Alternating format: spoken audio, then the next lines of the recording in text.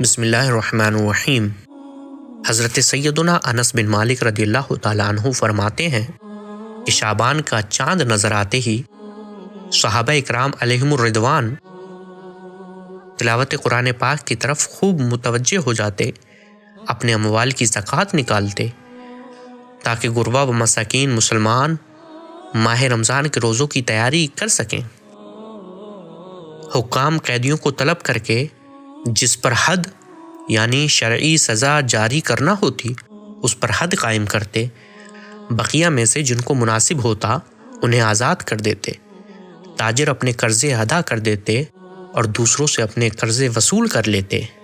یوں ماہ رمضان المبارک سے قبل ہی اپنے آپ کو فارغ کر لیتے اور رمضان شریف کا چاند نظر آتے ہی غسل کر کے بعض حضرات اعتکاف میں بیٹھ جاتے۔